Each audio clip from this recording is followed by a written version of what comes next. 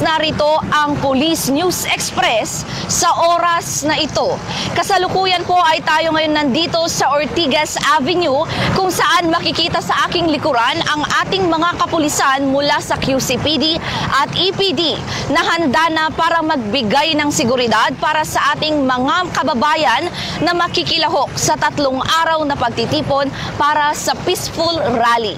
Nakahanda na ang mga kapulisan para sa pagbibigay ng seguridad sa magtitipon-tipon na mamamayang Pilipino, lalo na sa inaasahang malaking bilang ng dadalo sa 3 araw na pagtitipon ng Iglesia ni Cristo para sa kanilang peaceful rally sa kahabaan ng Ortigas Avenue. May kabuuang 173 PNP personnel mula sa Quezon City Police District at Eastern Police District ang ipinesto sa lugar para tiyakin ang kaligtasan at kaayusan ng aktibidad.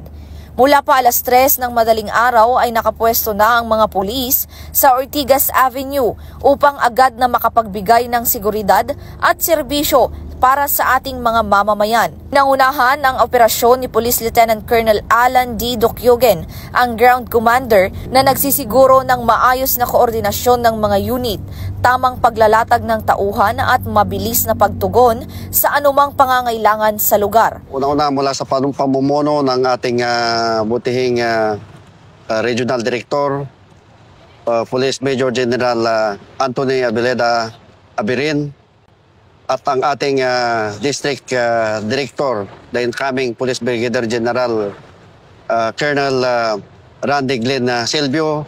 Ang una-una nilang pinaghandaan ay ang magandang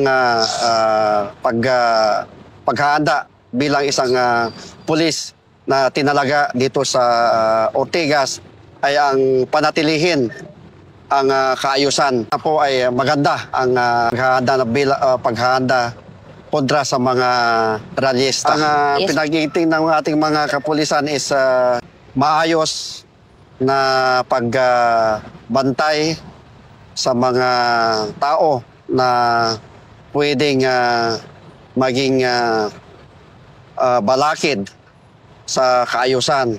Kaya meron po tayong mga pulis na tinalaga dito na kasama natin para panatilihin ang kaayusan sa lugar na ito. Lalong-lalo na at ang Ortigas ay ito yung daanan ng lahat ng papunta ng south at saka north. Yes. Kaya pinapaigting natin at binabantayan natin ang lugar na ito sakali man na may mga tao o kaya may mga rallyista na manggugulo ayon lang sa kwan natin, sa paghahanda natin. Kasama sa mga ipinatupad na hakbang ang traffic rerouting, crowd control at mahigpit na monitoring upang mapanatili ang mapayapang daloy ng pagtitipon. Ayon sa pamunuan, layunin ng masinsing seguridad na protektahan ang kapakanan ng publiko habang ginagalang ang kanilang karapatang magpahayag sa mapayapang paraan. Mula rito sa Ortigas Avenue, ako ang inyong PNN correspondent, Patrolwoman Fe Octaviano, alagad ng batas, taga-taguyod ng Balitang Pulis.